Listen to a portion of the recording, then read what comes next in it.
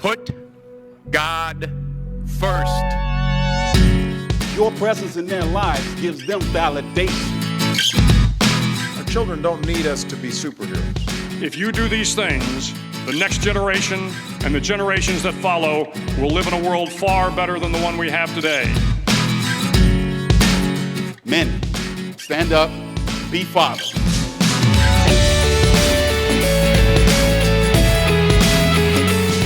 Welcome to the Inspired Legacy Podcast. This is Season 1, Episode 2. Thanks for joining us today. I'm Mark Henderson, your host and founder of the Inspired Legacy.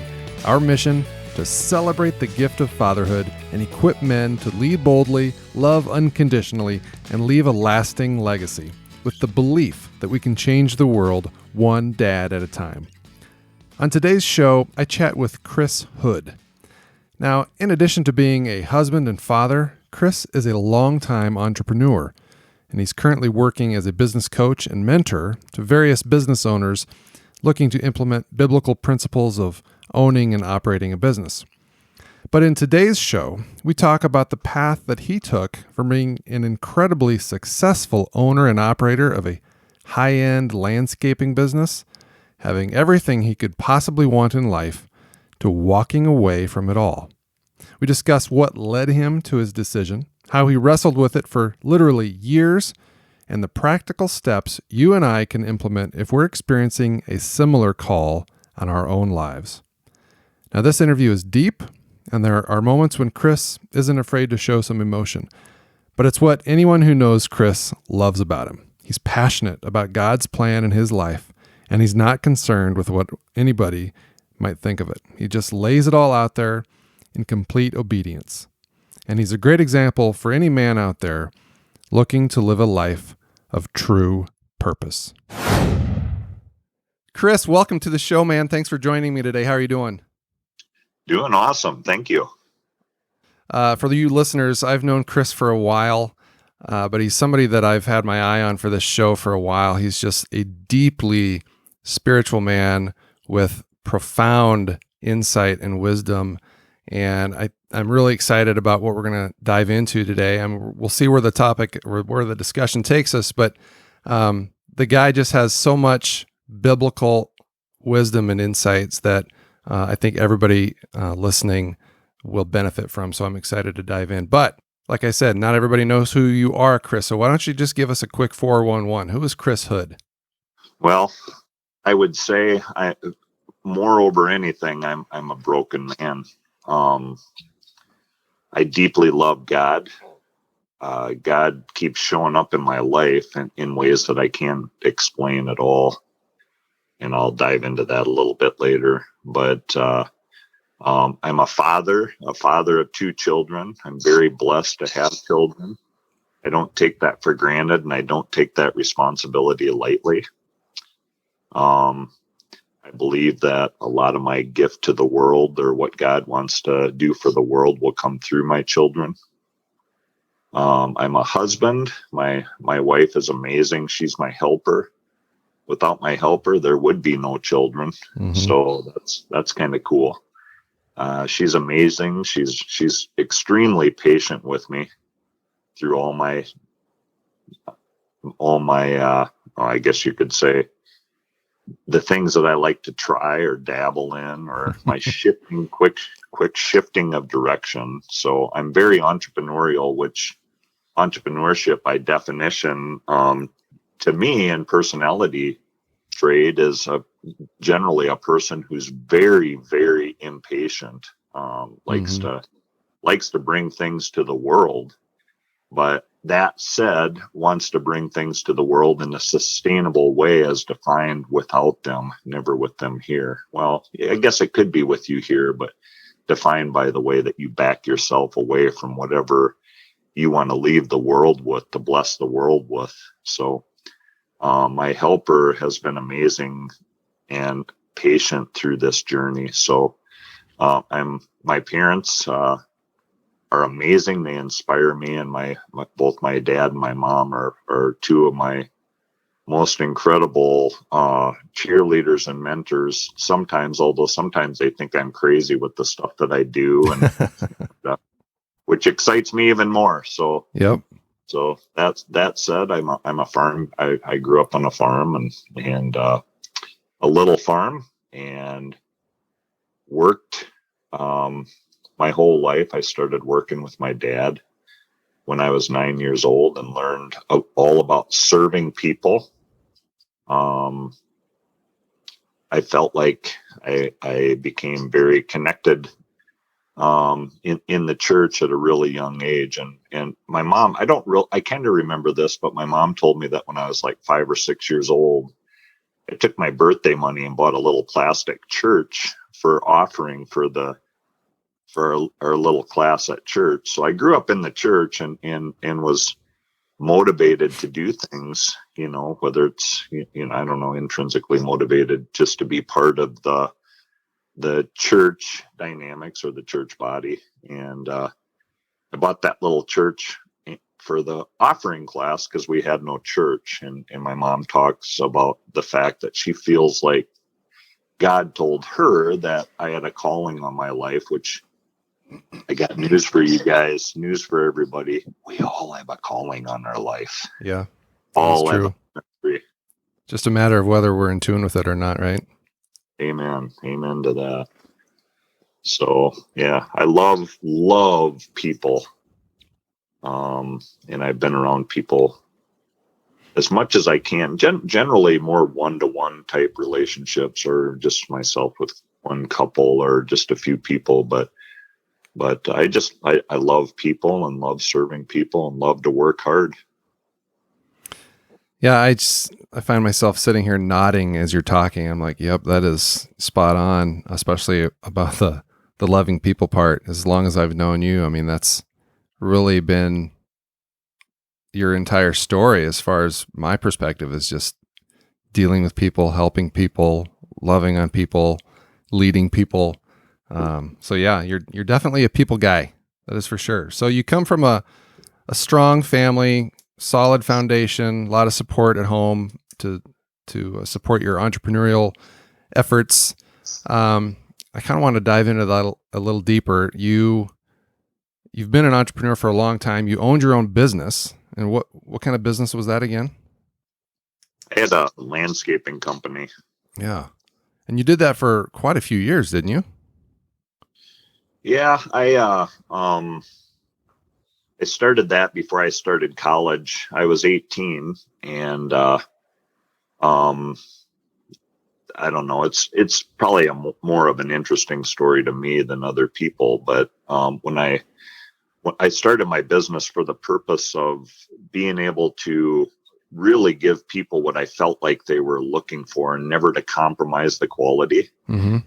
And the way that I grew up with helping my dad maintained water well pumps. And I learned at a very early age that you are there to serve, and never to cut corners. So, sometimes cutting corners was literally a matter of life or death or livelihood or not for the people that we worked with, because sometimes they were frozen up in the winter. Their wells were frozen up, and they'd have 1,000 or so head of cattle up to drink. And if they didn't get water, their livelihood was at risk. So I can remember when I was like 9, 10, 11 years old, being in pastures, standing up on hills, thawing out wells that were frozen up so cattle could drink. And I remember my dad talking about how critical it was to serve people. And that translated into when I started my landscaping business, definitely, or was one of the main drivers that initiated that move. But yeah, I started my landscaping company when I was 18, like I said, up at SDSU before I started college, and thought that I had found my passion. I was very passionate about my landscaping business, probably a little over the top. Like a lot of business owners are. It's your baby, right? Yeah, it was my baby. And only until just the last several years did I realize that it's not the passion that drove me. It was what what was underlying, what drove those passions that really fueled me.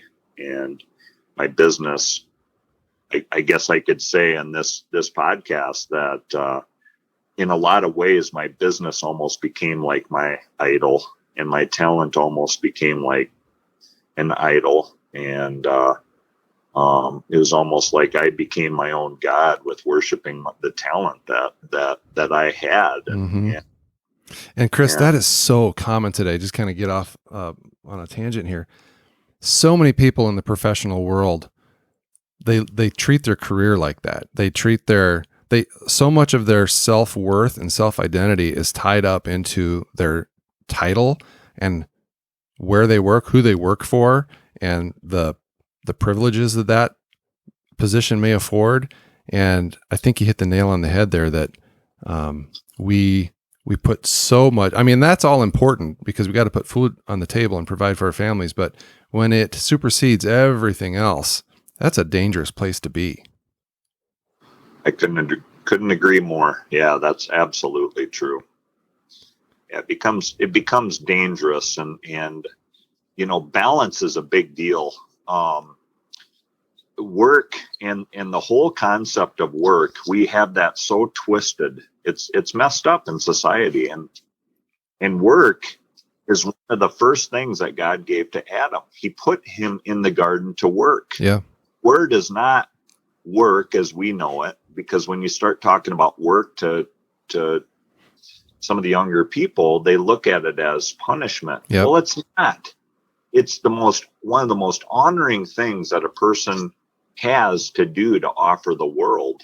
And the word work technically comes from the Hebrew, and that word means to work is to worship, is to serve, is the same thing. And if we get out of balance and job ourselves to death, or think about the fact that we have to toil for 20 hours a day, which I did, not 20 hours a day every day, but certainly we were known for working every day of the week, light to dark, because that's what we did. That's how we grew up. But that is not the intention of work. The intention of work is to be balanced and to serve your family and to serve other men, not just in going out like me scooping rock or whatever it was,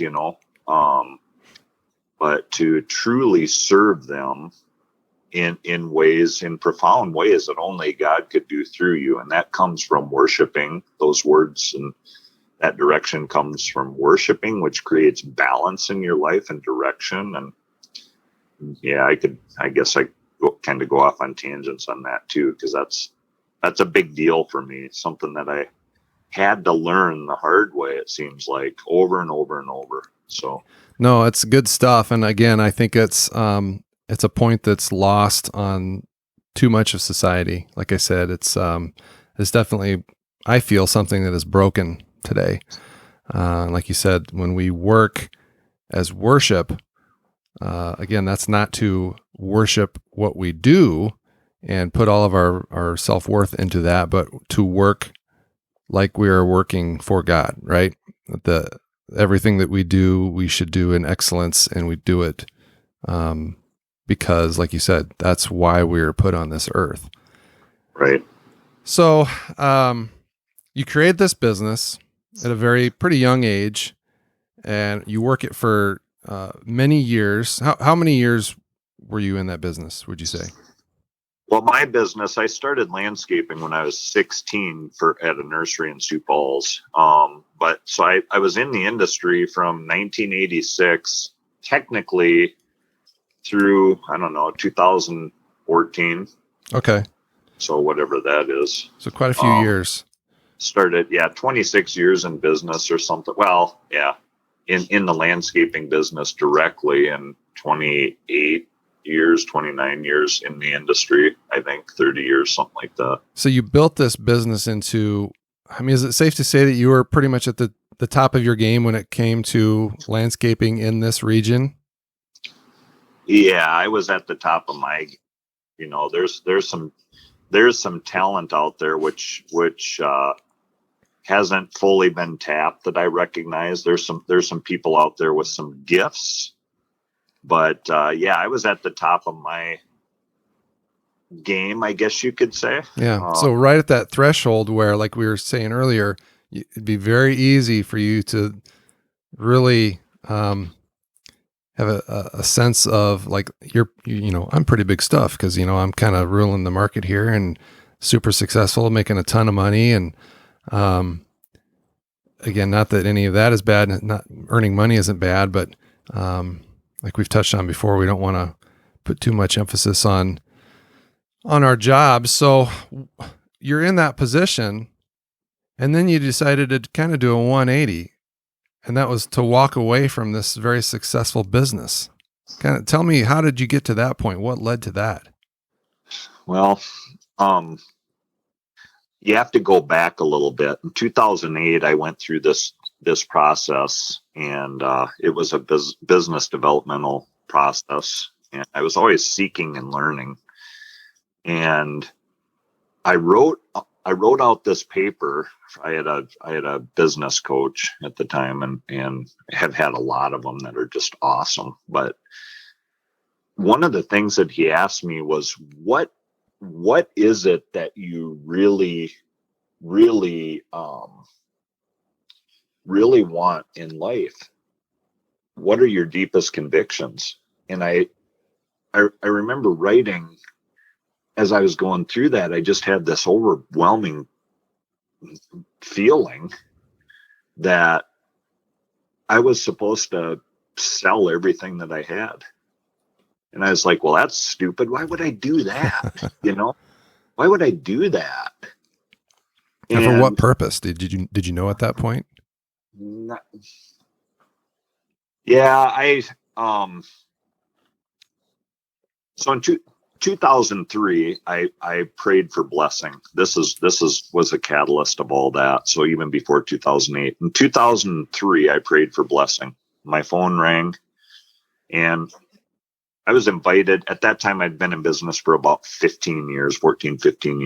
And these people invited me to recreate a swim resort that they had seen in Maui in their backyard, which is about 500 acres. Wow. And I'm going to tell you that wasn't completely profitless. But the interesting thing is I thought that the profit was for me, which I've learned. I teach those principles now, I guess you could say. I'm not a teacher, but I exhort, I encourage, I share those principles. But the money does a lot of interesting things, and money is very, very, very good and powerful. And It's a tool. It's awesome if you don't lose focus on whose it is and what it's for. It's maybe not necessarily for Chris Hood, but for activating other people's talent. So that defined me. I went crazy. I went and bought a bunch of big ticket items, anniversary lowrider, Harley Davidson pickup, all kinds of toys. I basically filled the garage and the driveway with toys, and we vacationed, and I felt like my kids were growing up in an environment where they never heard no, because they never heard no. Yeah. And you could afford to always say yes, right? Yeah. Well, we did, whether at the time we could afford it or not, but at that time we could, but we definitely could, but we always knew that there was light at the end of the tunnel. So big checks coming, and I was serving the almighty dollar or whatever. I thought that the dollar was there to serve me, and other people were there to serve me, kind of like my own little God. Well, that blessing that I prayed for in 2003 came to me in 2004, where I was riding one of my quote unquote blessings. That was a snowmobile that I thought was, a blessing. I was going about 100 miles an hour on the Sioux River, and I hit a stone, and I got ejected from my snowmobile and landed in the middle of this huge waterway, which is a wintertime, is during the Super Bowl. And I landed in this area where this creek was flowing into the Sioux River. And I'm here to tell you, man, that was incredible. I laid on this little snow island about 2 foot by 4 foot or so, I've been told. And I got the blessing that I was looking for. That rocked me so deeply. And all I could think about was the direction that my life had gone, and my kids, and how I'd, my wife, and how awesome she is. And so it contrasted my life so much. And I was like, who am I? What am I doing? But I thought, oh man, if people could feel this. And I didn't know I didn't know what was happening really, other than the peace that I felt. I was convicted by the contrast to how I was, but the peace that I felt was so overwhelming. It was just incredible. And there were huge snowflakes coming down. And I remember looking around going, this is incredible. And I realized, Mark, for the first time in my life, that was the first time that I was ever still. Wow. First. And I've been told that I got passed through chest deep water and water rescued and all this, which I remember that. I tried to keep track of the people's names that were passing me through, and I couldn't, because there were 21 search and rescue people there. And this is a whole other story, but I was passed to a helicopter and flown out of there, and it was just incredible. So I remembered that feeling. And then now go forward again to 2008, when I was doing that letter for that business coach, or that assignment. And I started writing down my convictions, and I couldn't get the fact out of my head that I had the feeling that I believed everybody was looking for. I had that feeling. And when I sat down with people that had more spendable income that year than most people would ever make in 5 lifetimes, and they were looking at me to solve problems of, okay, where we want to spend time together and this and that. I'm sitting there looking at them like, oh my gosh, I know what you're looking for, and I don't know how to help you get that. Mm-hmm.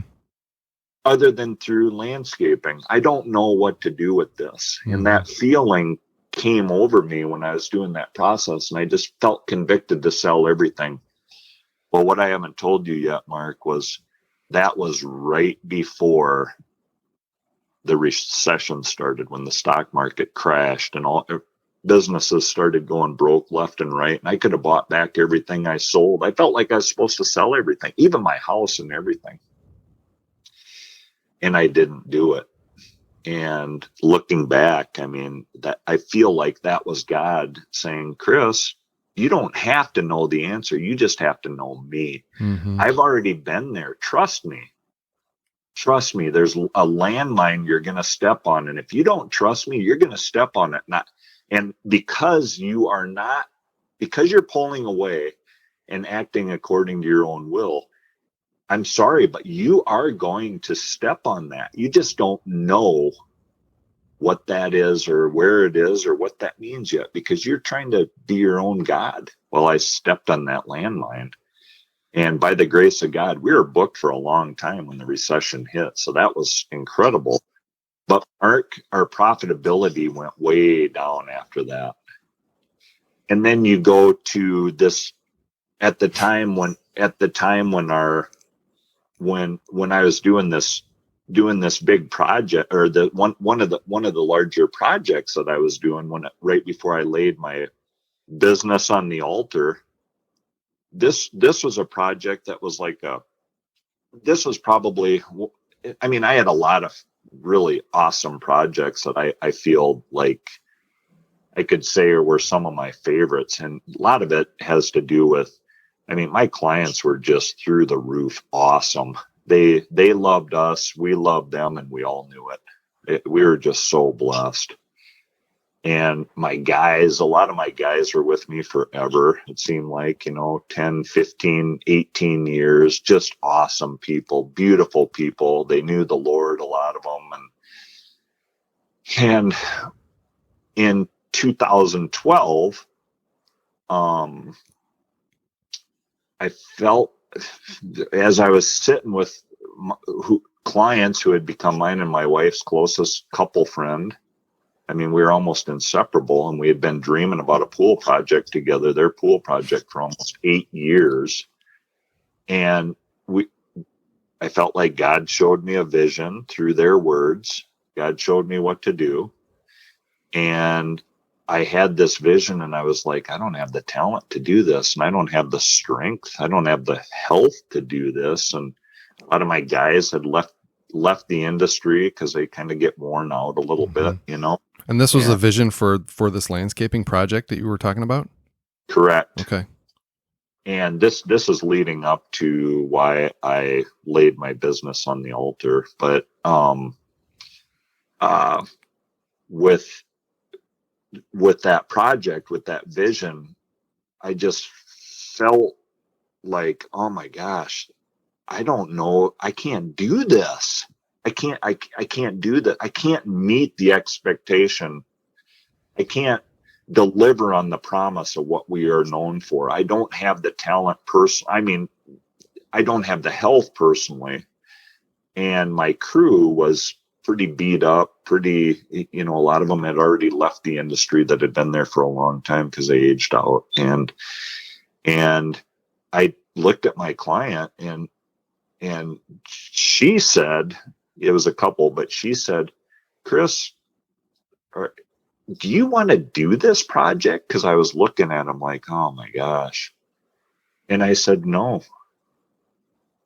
And that was one of the hardest things that I've ever done in my life, because I loved this couple and wanted to do this so bad, but I said no. And immediately, Mark, when I said that, I felt the Holy Spirit rush in, and I felt like God told me, good answer. You can't do it. I'm going to do this through you.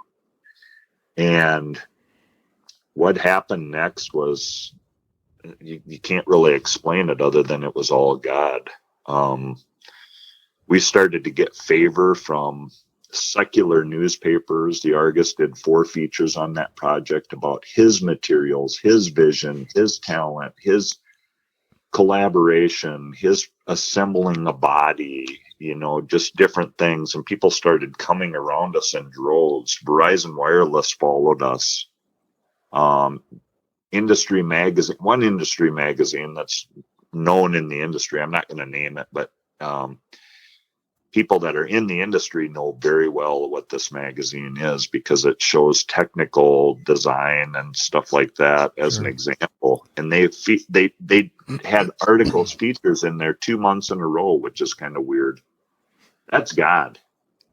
And right when all these articles started hitting and stuff, I felt like God told me, now you are done in the industry. And that was so hard. He said, I feel like this is what I felt like you told me. I want you to lay your baby on the altar. Lay your business, lay your talent, all the relationships that you've developed, all this on the altar, and just trust me with this. And oh my gosh. And I did it. And that was so hard. And I parallel that with Abraham sacrificing Isaac, because I don't have anything else to compare it to. Sure. Very few of us do. So Chris, that's a powerful testimony, and a lot of that I've not heard before. So thank you so much for sharing. So it sounds like I want to make sure that I'm following this progression.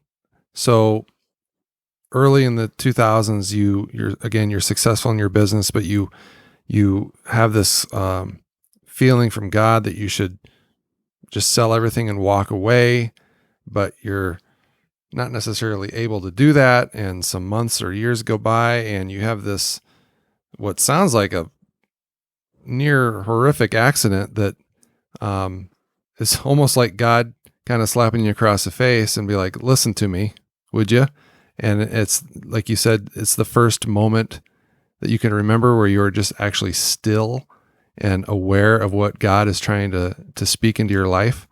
And from that point on, his his call on your life just gets stronger and stronger, and you're desperately seeking to kind of listen and follow his call, and you've got this one last project coming up that you just don't feel like you're able to do on your own, and God kind of steps in and says, "Don't worry, Chris, I've got this. I'm going to help you see this one through," and then you're done. Is that kind of how things progress there? Yes. That's amazing. And I think a great real life example of when you don't have strength to do it, you just lean on Christ and his power will get you through. I was used to being my own God, and I kind of forgot or didn't know that I should reach out and seek him to show me where to go. I didn't have to have all the information. I just had to know where to go for it and seek him through his word. Yeah. Daily. Yeah. Okay. So now we are in present day, and you've more or less stepped out of the business. And tell us what you're doing now. You started to get into some nonprofit work that you're in, and explain that. What are you doing today? Well, today I do business consulting, business and individual consulting, and I guess you could say it works like this. If businesses are either experiencing great success, they will have profitability, which is convicting. They're like, okay, why do we have this profitability? What does it mean? My kids are messed up. I'm messed up. I don't know what this is for. We'll help them to understand what that means and what it's for, and how to bring sustainability to people or their lives or their business through what the Bible shows us. So if it's a secular business, we pull out the verse citation, but we take the principle and we just share, oh, well, here's just an idea for you, which we know works. Apart from the Bible, apart from biblical principle, business transaction or businesses cannot be successful. People just don't know that. Mm-hmm. And interestingly, the first thing God did was he came in and breathed order into chaos. Well, we'll go in and we'll share a principle, and they look at us like, what in the world? Wow. And we'll ask them another question, and they'll share another business pain or whatever it is, and we'll just breathe the principle in. And then they look at us and they're like, where do you get this stuff? And I don't care if you're a university professor that teaches business. I don't care where you come from. The better you get to know the biblical principle, the more validating and credible the Bible becomes. Yeah. And it is simple, very simple. And it just blows people out of the water. So because I'm not really a teacher, technically, I'm an encourager and a team builder. God uses me, I feel, to build teams to go in, and people that are freakishly gifted in their areas to go in and use their talent to bless these businesses or bless these people. So it's not about me becoming an expert in marketing and some 500 company. It's about God bringing people to me because of my time in prayer with him, and him saying, why don't you reach out to this guy? Why don't you reach out to this guy? These are the faces that I'm showing you that these people need. And that's all I have to offer. That's it. I just connect people and encourage them. And you feel that this is what God was ultimately trying to lead you towards all these years? Yes. That is so cool that God put this on your heart and you followed through, and now you're doing it, man. Yeah, it's easy. No. But worth it? Well, I've learned that in order for a seed to become sustainable, you have to put it in the ground. So in the pit, you have to plant that seed, and it hurts when it dies. Yeah. But until it grows and bears fruit, and that fruit is carried away, that seed in the fruit is carried away, and that seed is planted, which turns into, let's say, a tree. and become sustainable without the parent tree. Until you get to that point, you have not achieved legacy, or not become sustainable. And we have to remember, Christ did a lot of miracles, but even Peter abandoned him in the garden. He went and skipped out on him and went to a fire pit and said, who are you talking about? I don't even know who you're talking about. And until Christ came out of his tomb, until that seed came out of the pit and left his spirit, until then, Christ's ministry was not sustainable without him. And we have to understand that our sustainability and our legacy is measured when we're gone, not when we're here. And it's not money. It's not about leaving your kids $25 million, although that is a nice gift. Yeah. But it's not for them. Right. It's not for their comfort. The comfort will just leave the seed rotting in the hole. Yeah. I love that picture that you just painted. That's powerful. I want to go back for a moment to this point in time where you sold your business and you decided to follow God's call. And we talked about your family earlier. What was your wife's reaction to all of this, and your kids' reaction? Because they've grown up in this safe environment, mom and dad, they're providing, and we don't really need anything. And now all of a sudden their lives are changed, I would imagine, drastically. I mean, how did that all transpire? Well, just to emphasize one thing, I didn't sell my business. I dissolved it. Oh, gotcha. Yeah, I didn't want people to think that they're hiring the talent that God used through me or other people, and it was not for whoever bought the company not to be able to deliver on the promise that we offered. So that's one thing. So that was interesting and hard. Sure. But my family, that was hard. That was really brutal. Because they were like, "Jesus, Dad depressed?" Yes, Dad was depressed. Is my husband losing it? Yeah. From an earthly standard, yes. I didn't know what I was doing. But at the same time, with my kids hearing no, and the why behind they heard no, it was very validating. And I felt like Dave Ramsey used to say a lot. He used to say, who's gonna, if you're raising princes and princesses, who are they going to marry, and who's going to continue on the legacy that you created, with the world being all about them? Who's going to be able to serve them? And I thought, wow, that's powerful. And my kids started hearing no. And that was brutal. That was hard. I can imagine. They didn't know how to be with that, Yeah. And then, things kept happening with that, but we sat down as a family. I was like, okay, I feel like this is what we're supposed to do. And they were all on board with it. They were all supportive in part, or at least in that meeting. I don't think that they fully realized, obviously, the frontal lobe isn't developed until people are 25. So, Sure. But as much as they could, as junior high kids, and I guess Gracie was maybe a freshman, but as much as they could then. But the interesting thing, Mark, is God showed up in such extraordinary ways. The phone would ring and it would be somebody doing something, or we ran out of cash. We just did. We completely ran out of cash. And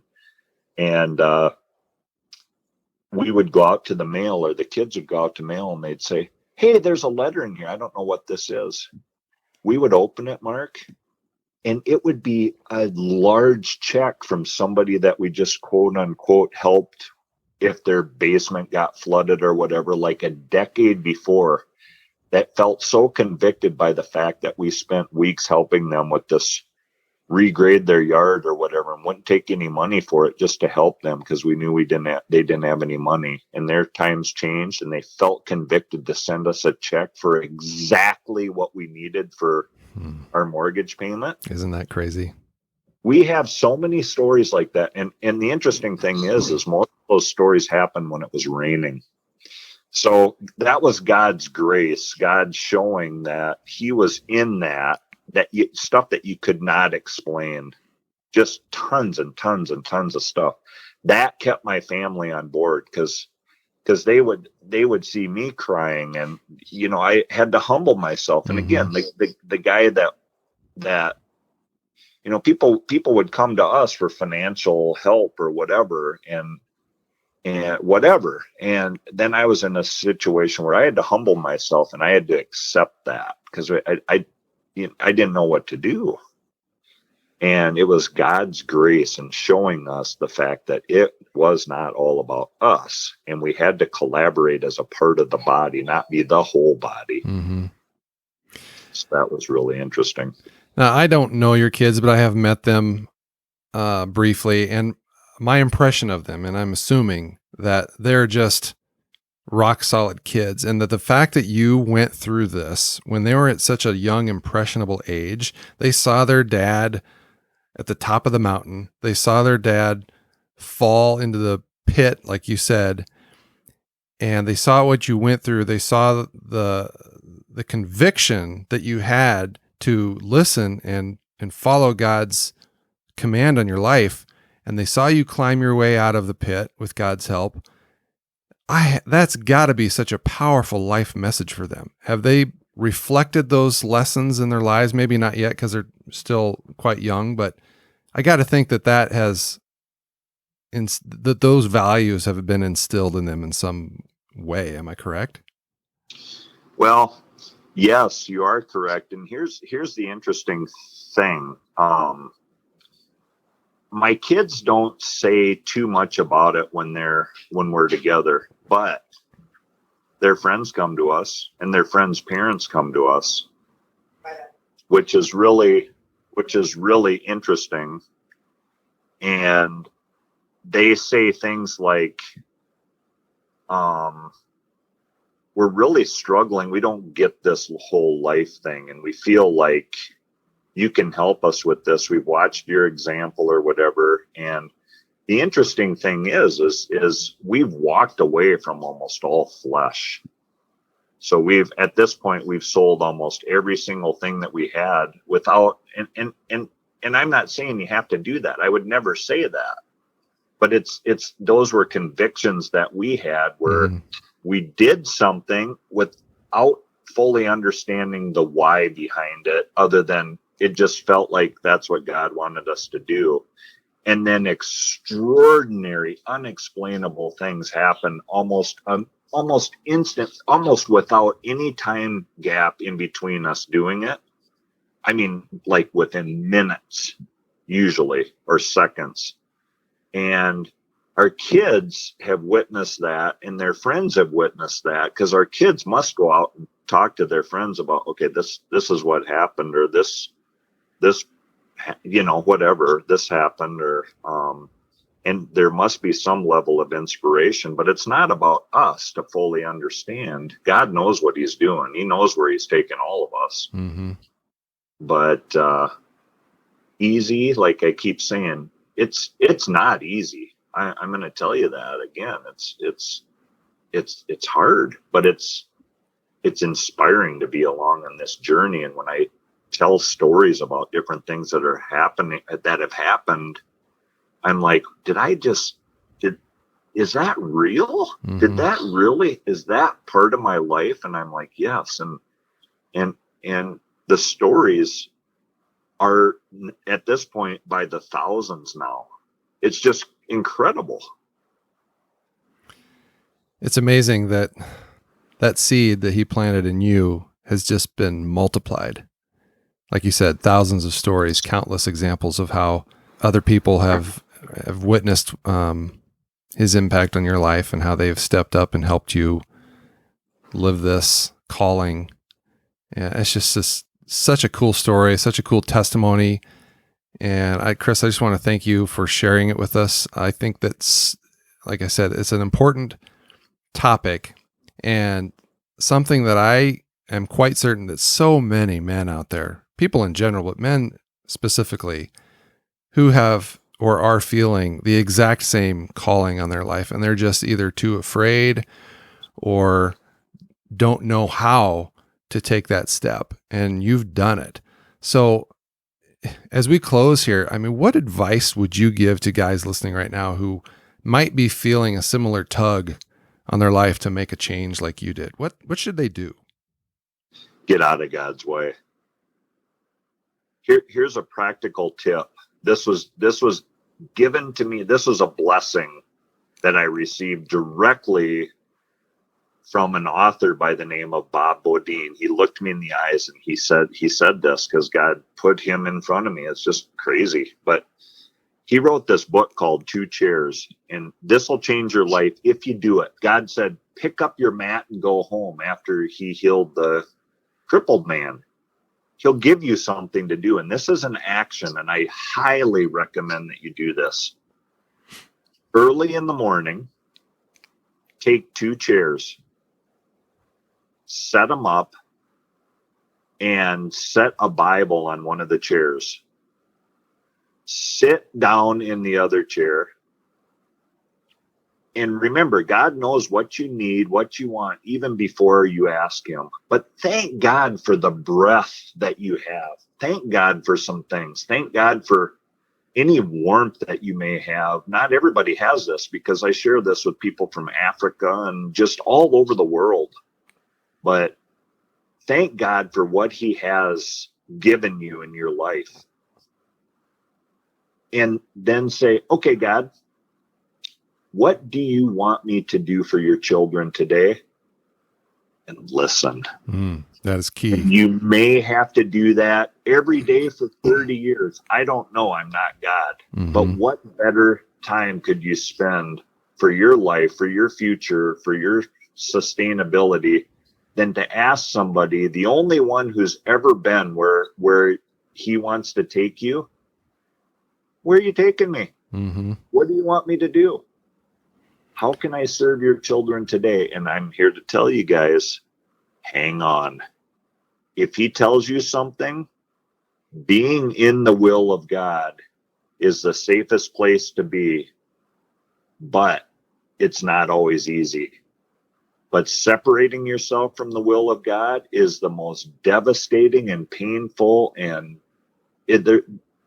there's what's the point? Right. What's the point? So being in that will and listening to what he says to you will so change your life. And it's simple. It's a simple principle. Chris, that is such a good thought. And you touched on a word there that I want to emphasize, and that's the word listen. As men, we are all fairly action oriented, right? And you were as well as an entrepreneur. And you said you hadn't really slowed down and listened to God until you were thrown off that snowmobile going 100 miles an hour. And I want to challenge the people listening to take time, make time to listen to God. Because if you don't stop and listen to what he has to say, you're never going to hear the message that he has for your life. And you're never going to find your purpose or calling like Chris did.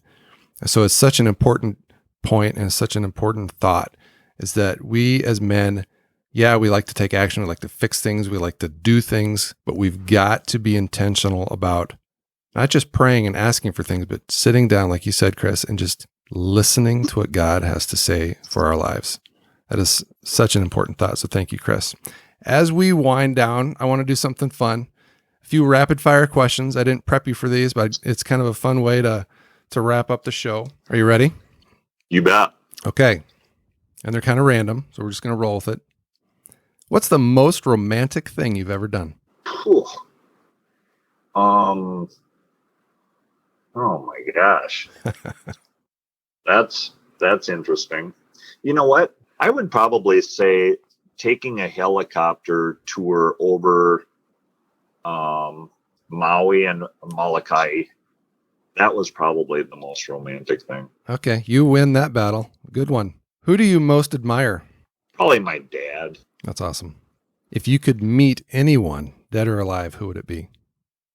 I already know Christ. I would say Abraham from the Bible. Oh, yeah, good one. How many books have you read this year? Probably 30. 40. 30 or 40 books this year. That is an A-level effort. Good job. Okay, and the big finale. Chris, what is your definition of an inspired legacy? An inspired legacy. Well, I go back to the seed. Everybody has a purpose, and God wants to multiply that purpose through that individual. And in order for us to really have an impact on his kingdom eternally, we need to know what that purpose is and put that in his garden, in his kingdom. We need to give that gift to the world, and we need to we need to define what that is, what that seed is, what that purpose is, so other people can do what it says in Habakkuk 2:2. Write the writing on the wall, write it clearly, write it plainly, so he who reads it may run with it and shall not tarry. So, and that's not exactly right, but that's the gist of that verse. That's Habakkuk 2:2 and 3. So take that seed and define it so other people can use that to add value and to add it as a part of his body to his kingdom. I would say that's how you define legacy. Always measured without the person who has that gift or that purpose or that seed. Never when they're there. That is awesome and a great way to wind up the show. Chris, thank you very much. I want to give you a chance to plug anything that you're working on. Where could people find you online? Is there anything that you want to leave us with? Yeah, I guess I don't have a website set up for what I'm doing or any kind of website address. I can be emailed at 828work@gmail.com if you want to get in touch with me. Okay. I love sitting down and having a cup of coffee with people. I need prayers because we are in the initial stages of working on a whole bunch of programming with the Native American people, and in conjunction with the penitentiary here locally, and also a prison in Nigeria and other partners in 28 countries. Other than that, I really hope that my words came through in a way that you guys know that this is not about me, and that I feel like as much as I can just laid my life down so I can serve other people. And I love to bless people with what God shares with me through visions and words and different things like that. So reach out if you're struggling. Absolutely. And just know that I try to be all love and laughs. I'm probably not as funny as I think I am, but no, that's great stuff, Chris. I know you've got a lot of stuff going on that you just briefly touched on there at the end. I'd love to have you back sometime where we can kind of dive into all of your really interesting and unique projects that you've got going on. But rest assured, your message today came through crystal clear, so powerful, so relevant to so many guys. I want to thank you. We'll make sure that we leave your contact info in the show notes so people can reach out if they'd like to do that. But Chris, again, thank you so much for your time today. I really appreciate it.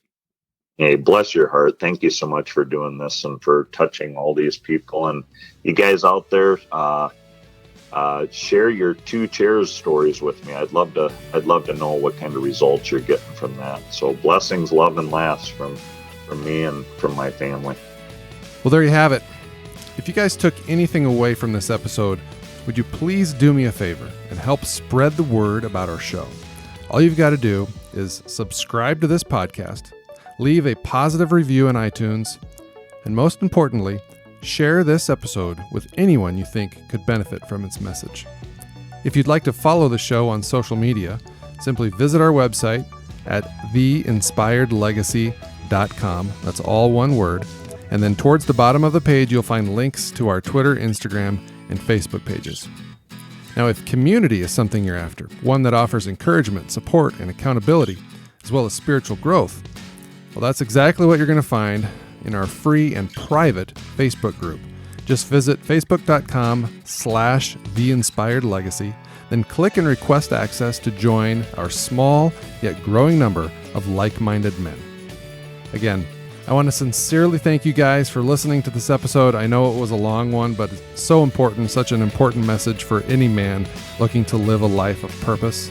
Remember, subscribe, leave a review, and share our message, because I firmly believe that when we work together as dads, we work together to lift up fatherhood, we will change the world one dad at a time.